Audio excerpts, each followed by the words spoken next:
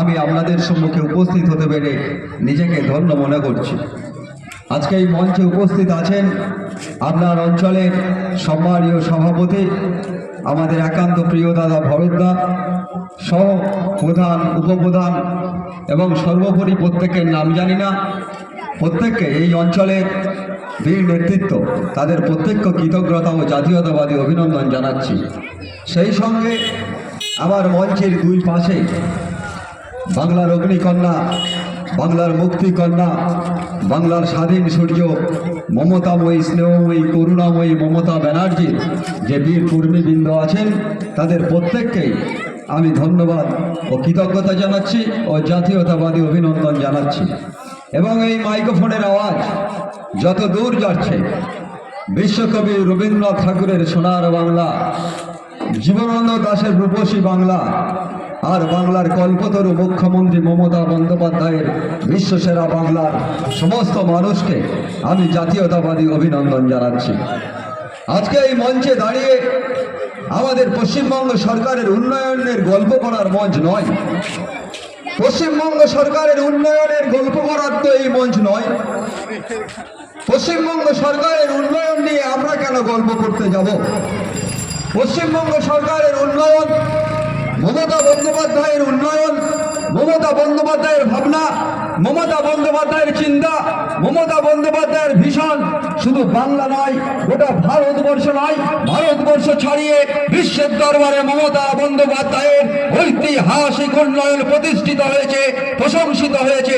পশ্চিমবঙ্গে দাঁড়িয়ে 2024 সালে আমরা আবার মমতা বন্দ্যোপাধ্যায়ের উন্নয়ন বলতে যাব কেন?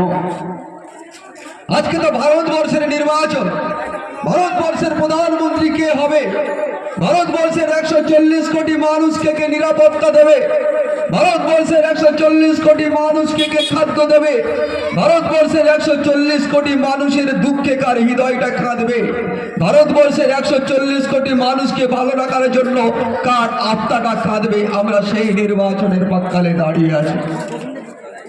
আমরা আজকে দেখতে পাচ্ছি কান্ডারি নাহি গো কমলা, দুঃখ লাঞ্ছিত ভারত বর্ষে, শঙ্কিত মোরা সব যাত্রী।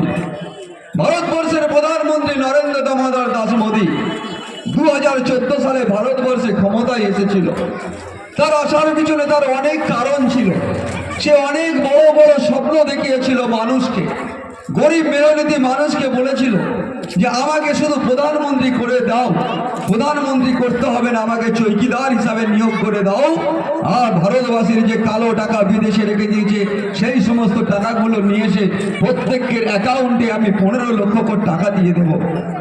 তিনি 2014 সালে দাঁড়িয়ে ভারতবর্ষের মানুষের সামনে, ক্ষুধার্ত মানুষের সামনে তিনি বলেছিল যে ভারতবর্ষের যুব সমাজ, তোমরা আমাকে চৌকিদার নিয়োগ করে দাও, আমি বছরে 2 কোটি করে চাকরি দেব। হে ভারতবর্ষের নওজওয়ান সেনা, তোমরা আমাকে ভোট দাও, তোমরা আমাকে চৌকিদার নিয়োগ করে দাও, আমি জঙ্গি হানা রুখে দেব। ভারতবর্ষের মানুষ, সোনার মানুষ, সরল সোজা মানুষ, তারা ভেবেছিল নরেন্দ্র মোদী সত্য কথা বলছে, তাই তারা তাকে ভোট দিয়ে প্রধানমন্ত্রী করেছিল।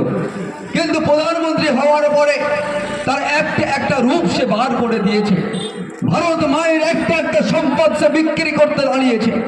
ভারতবর্ষে মায়ের গলার হার রেলটা বিক্রি করে দিল। ভারতবর্ষের মায়ের গলার সোনার চেন এরোপ্লেনটা বিক্রি করে দিল। ভারতবর্ষের মায়ের কানের দুলটা হচ্ছে LIC বিক্রি করে দিল। নরেন্দ্র দামোদর দাস মোদী বিক্রি করতে করতে ভারত মায়ের বস্তুটাকে বিক্রি করে দিয়ে ভারত মাকে উলঙ্গ করে দিয়েছে এই নরেন্দ্র দামোদর দাস মোদী, এই ধোঁকেবাজ দাঙ্গাবাজ মোদী। তাই আজকে আমরা ভারতবর্ষকে রক্ষা করতে হবে। ভারতবর্ষ রক্ষা করার জন্য এই নির্বাচন, বাংলার নির্বাচন তো আমরা 2021-এ করেছিলাম। বাংলার নির্বাচনে তো আমরা দেখেছিলাম, আর আমরা 2021-এর প্রত্যেকটা মঞ্চে দাঁড়িয়ে বলেছিলাম যে আসল নির্বাচন হবে 2024। অর্থাৎ পশ্চিমবঙ্গে তৃণমূল কংগ্রেস অপেক্ষা করছিল, মুখিয়েছিল আজকের নির্বাচনটার জন্য, যে নির্বাচনে আমরা দাঁড়িয়ে আছি। গোটা ভারতবর্ষ দাঁড়িয়ে আছে, গোটা ভারতবর্ষ বাংলার দিকে তাকিয়ে আছে। নরেন্দ্র দামোদর দাস মোদীর লাঙ্গা তলোয়ার একদম কাশ্মীর থেকে কন্যাকুমারিকা পর্যন্ত কচুকাটা করতে করতে একটার পর একটা রাজ্য কচুকাটা করতে করতে করতে করতে 2021-এ বাংলার বুকে এসেছিল। বাংলার বুকে আসার পরে নরেন্দ্র দাস মোদী সেনাবাহিনীর হেলিকপ্টার নিজে গরিব মানুষের হকের টাকা না দিয়ে 8,000 কোটি টাকা নিয়ে খরচ করে নিজস্ব একটা প্লেন তৈরি করে পশ্চিমবঙ্গে আসা যাওয়া আরম্ভ করলো, হেলি প্যাসেঞ্জারি আরম্ভ করলো। কিন্তু বাংলার মানুষ, বাংলার রবীন্দ্র নজরুলের উত্তরসূরি, বাংলার নেতাজির উত্তরসূরিরা, বাংলার যুব সমাজ, ছাত্র সমাজ, বিবেকানন্দের উত্তরসূরিরা তারা নরেন্দ্র মোদীর কথায় কান দিল না। আর বাংলার অগ্নিকন্যা, বাংলার বীরাঙ্গনা মমতা বন্দ্যোপাধ্যায়ের ভাঙা পায়ের 213টি লাঠিকে নরেন্দ্র দাস মোদী গুজরাট থেকে দিল্লি পলায়ন করলো। আর গুজরাট থেকে দিল্লিতে গিয়ে নরেন্দ্র দাস মোদী কাঁপছে আর বলছে যে এত কিছু নিয়ে গেলাম, ইডি নিয়ে গেলাম, সিবিআই নিয়ে গেলাম, ইনকাম ট্যাক্স নিয়ে গেলাম, সেনাবাহিনী নিয়ে গেলাম, যা কিছু ছিল টাকা নিয়ে গেলাম, পশ্চিমবঙ্গে রবীন্দ্রনাথ নজরুলকে আলাদা করতে পারলাম না, পশ্চিমবঙ্গে রামের সঙ্গে রহিমকে আলাদা করতে পারলাম না, পশ্চিমবঙ্গে শ্যামের সঙ্গে সুন্দরকে আলাদা করতে পারলাম না। আমার দুই ভাইকে ডাকো। নরেন্দ্র মোদীর দুই ভাই ইডি আর সিবিআই দুই পাশে এসে হাজির হয়ে গেল, উপস্থিত হয়ে গেল। বলছে নরেন্দ্র দাস মোদী যে আমি যে স্বপ্ন দেখি সেই স্বপ্ন পূরণ করি। আমি সমস্ত ভারতবর্ষে শাসন করেছি, সোনার বাংলাকে আমি লুটতে চেয়েছিলাম, একটা সাদা শাড়ি পরা হওয়াই চটি আমাকে রুখে দিল। তার আসল কারণটা আমি নরেন্দ্র মোদী জেনে গেছি। উন্নয়ন নিয়ে আমরা কি বলবো? নরেন্দ্র মোদী ইডি আর সিবিআই কে বলছে যে আমি যখন সেনাবাহিনীর হেলিকপ্টার নিয়ে পশ্চিমবঙ্গে ঘুরছিলাম, আমি দেখছি প্রতিটি ব্লকে ITI কলেজ তৈরি হয়েছে, আমি দেখছি প্রতিটা জেলাতে মেডিকেল কলেজ তৈরি হয়েছে, সুপার স্পেশালিস্ট হাসপাতাল তৈরি হয়েছে, বিশ্ববিদ্যালয় তৈরি হয়েছে, বিশ্ব বাংলা তৈরি হয়েছে। ওখানের মানুষের মনের মধ্যে মমতা বন্দ্যোপাধ্যায় বাংলার 10 কোটি মানুষের হৃদয়ে স্থান করে নিয়েছে। আমি নরেন্দ্র মোদী যুদ্ধ জয় করতে পারলাম না।